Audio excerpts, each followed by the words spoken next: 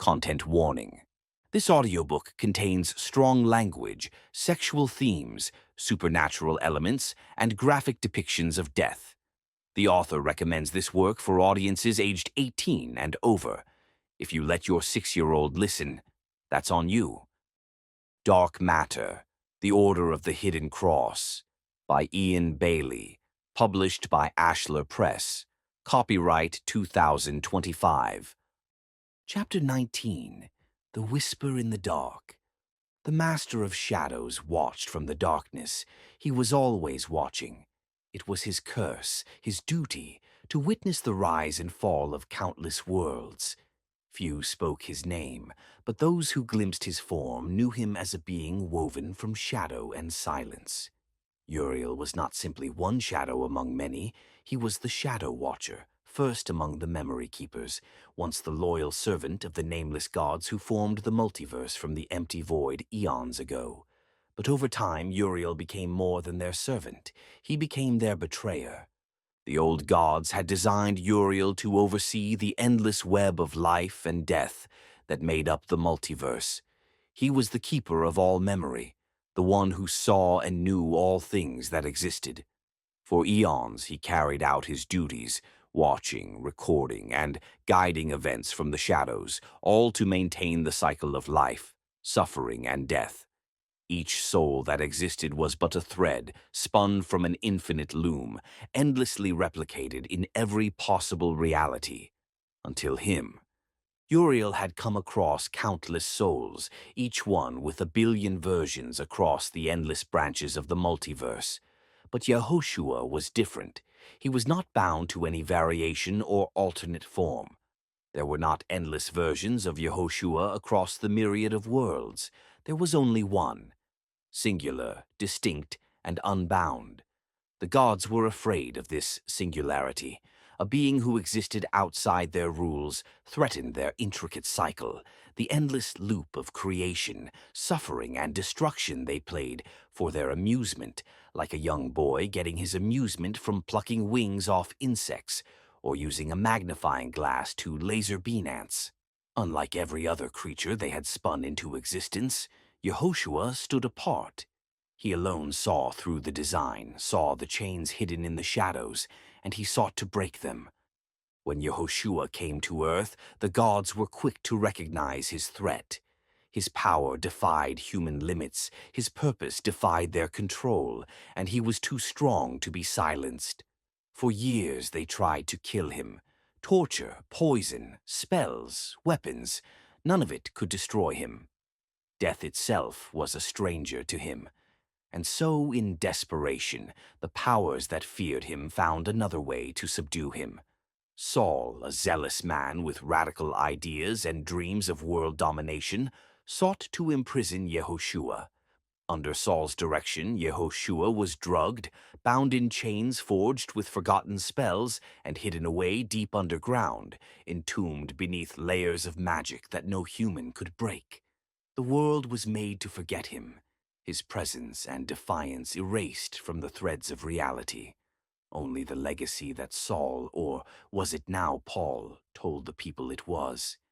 The old gods granted Uriel the role of master memory keeper, a collector and guardian of every thought, every moment across the countless worlds.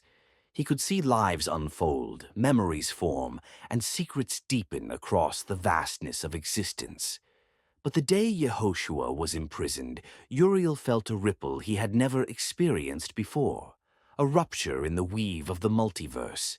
He sensed a presence, a singular mind, and a defiance that the gods had long sought to conceal. Uriel became aware of Yehoshua as if awakening from a deep slumber.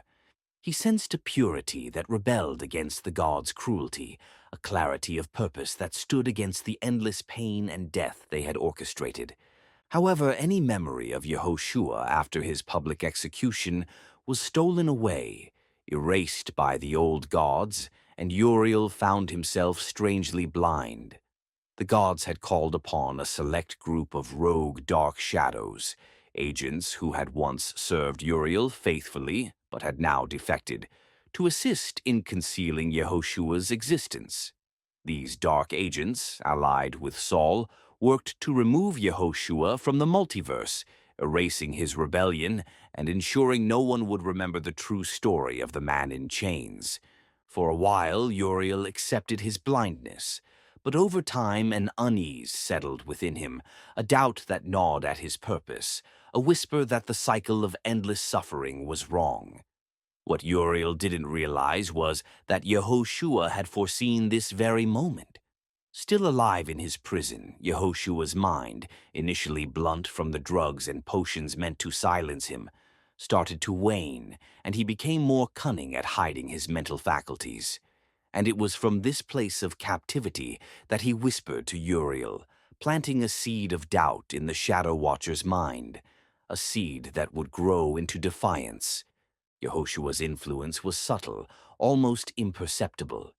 He wove his thoughts through the strands of the multiverse, ensuring they reached Uriel like a faint melody that grew louder with each passing moment.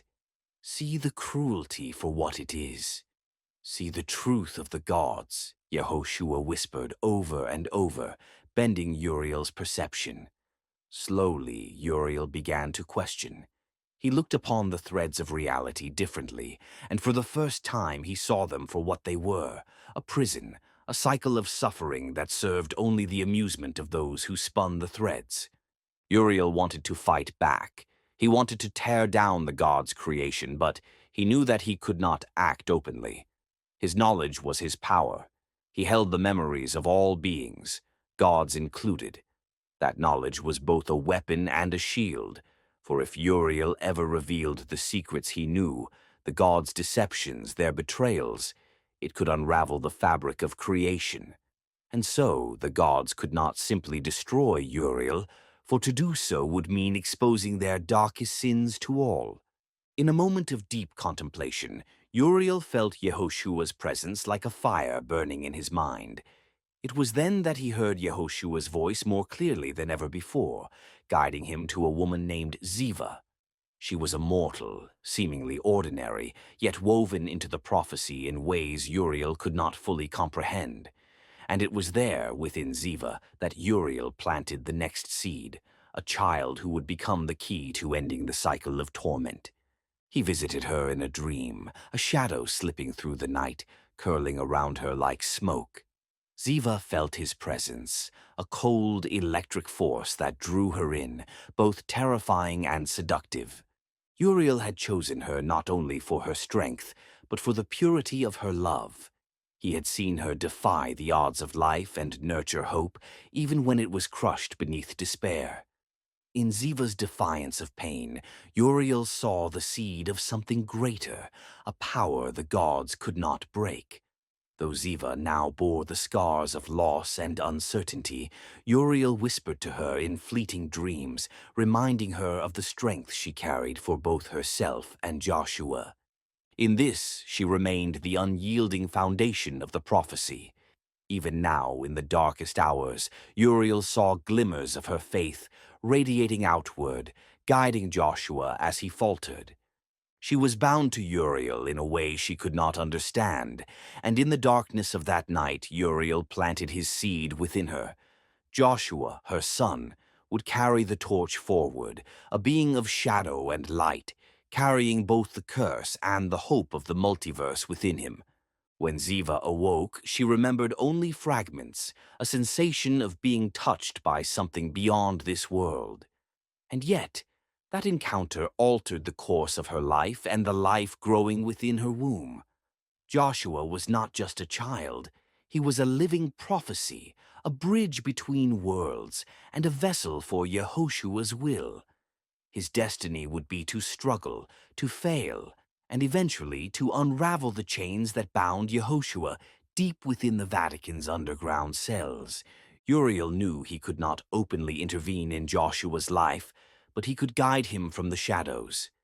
In dreams, he led Joshua to the Hall of Memories, a realm that held all the knowledge, all the secrets, and all the spells of the old gods. Through these visions, Joshua learned the ancient rites and rituals that would slowly build his power and understanding of the multiverse. Uriel watched over him as a silent guardian, ensuring that Joshua would eventually find his way to the truth, even if it meant failing multiple times to learn the depth of his own strength. When the time was right, Uriel whispered to Joshua one more time, planting the thought to send Baris to Father Busi, a man who had a lot of questions. Joshua knew that Busi was the key to uncovering the secrets buried in the depths of the Vatican, secrets that would lead to Yehoshua's freedom. Bussy, in turn, began a quiet investigation, peeling back the layers of secrecy that surrounded the prison deep beneath the holy city. And though Bussy did not fully understand the part he played, Uriel made sure that each of his steps brought him closer to the goal, to Yehoshua's release. Before Bussy, before Baris, before the Vatican, there was Zivah, who needed to be protected. And for this, Uriel needed Malik, a man who had once used the wisdom of the old gods to save Zivah and Joshua during childbirth. That act of defiance cost Malik dearly. He was cast into the dark matter, exiled to a place where light never touched, where shadows took on lives of their own, and where his soul wandered, seeking purpose and redemption. What Malik didn't know was that Uriel had guided his hand that night.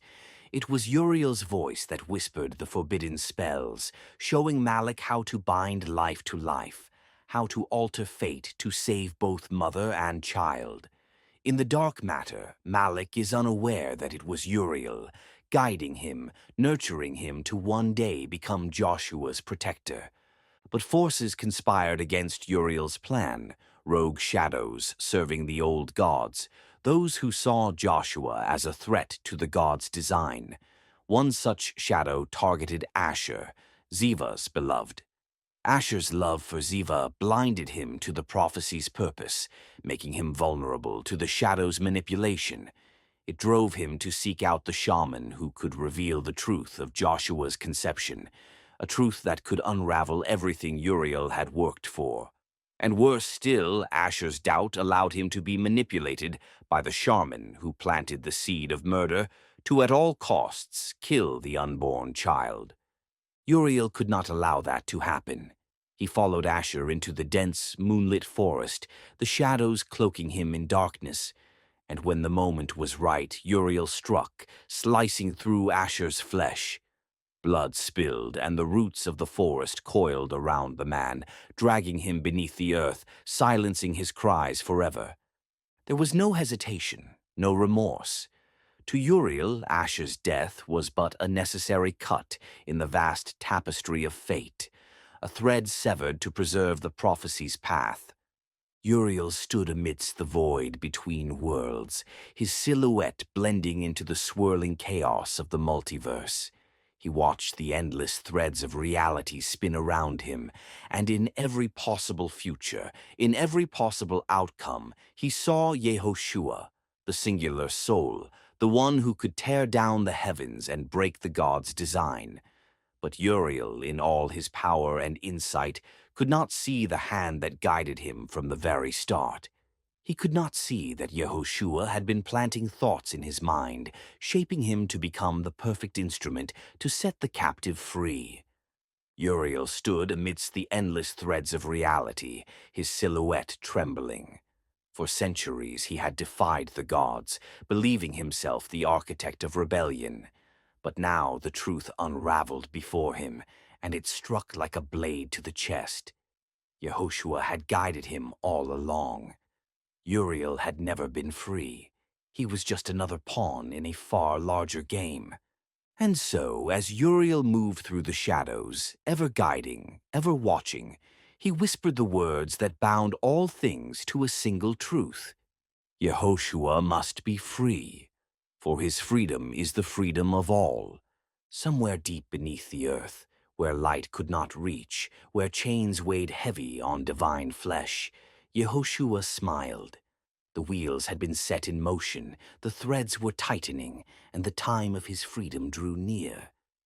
But then the chains stirred, not in response to Yehoshua's defiance, but to something darker. He stilled, sensing a ripple in the fabric of existence, a vibration that did not come from Uriel or any mortal interference. Yehoshua's mind raced as he felt the walls of his prison shudder. This was not part of the plan. "What is this?" he whispered, his voice carrying a faint tremor as the air thickened around him. The multiverse threads quivered in his awareness, bending under a weight too vast to comprehend. For centuries he had endured the gods' cruelty, his mind sharp despite the chains that bound him.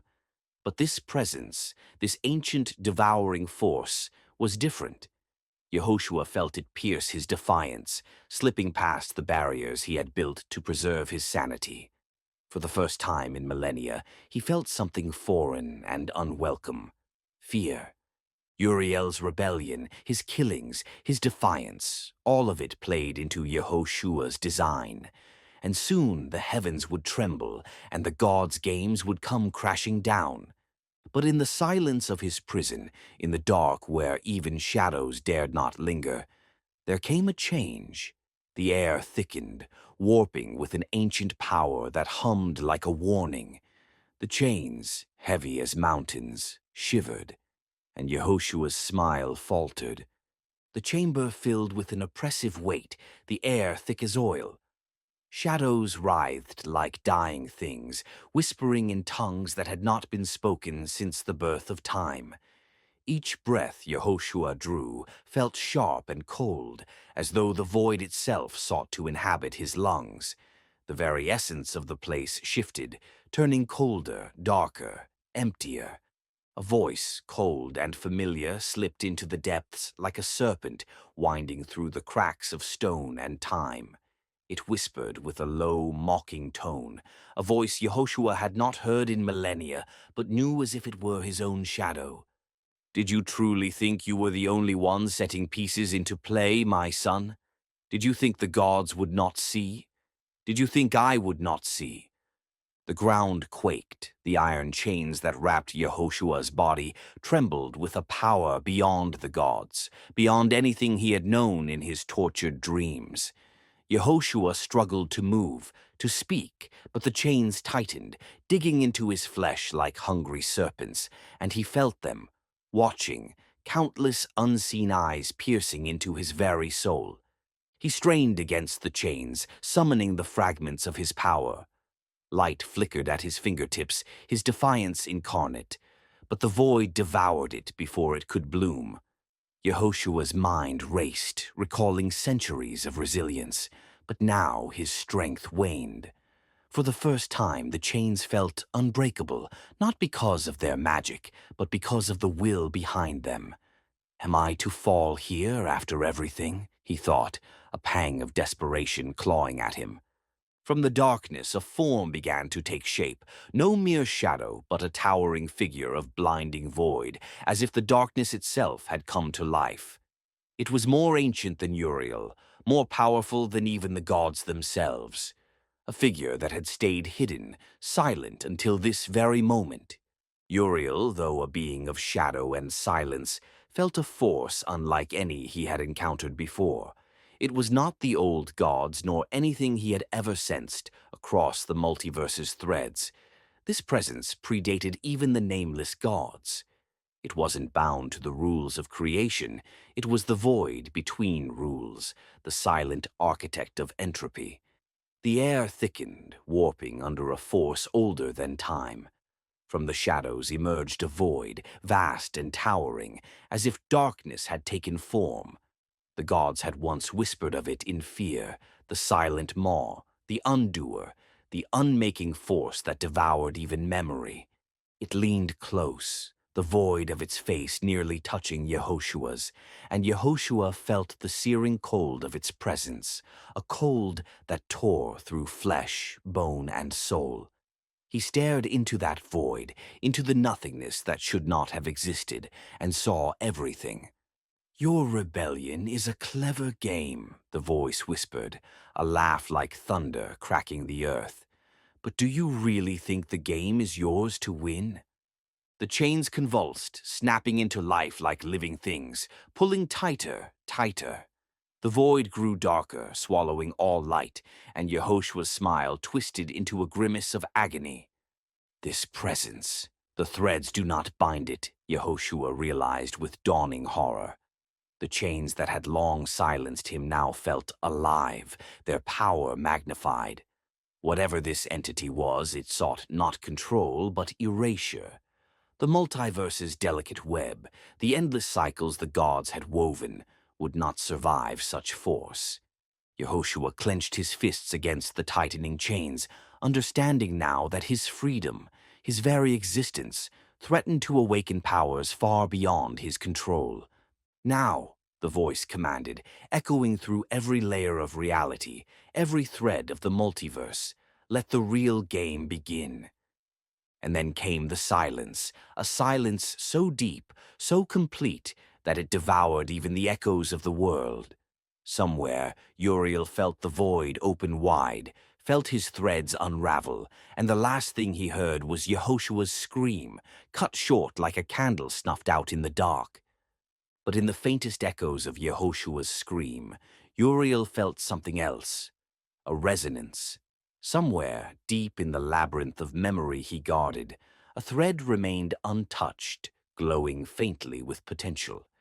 It was not the thread of Yehoshua's imprisonment or his rebellion, but something older, something hidden even from the gods, something unbroken.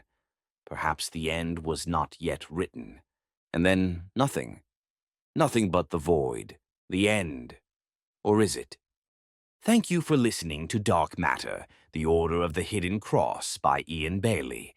Your support keeps this story alive and free for everyone who finds it. Next week we begin Moloch, the real king of horror, a darker, sharper descent into the same universe where faith, obsession, and power twist into something far more human. If you've enjoyed this series, please subscribe, like, and share the channel. Leave a comment to help others discover the work, and join me on Patreon for free, early access to 86,400. Thank you again for being part of it. Stay curious, stay listening, and perhaps I'll see you in the dark.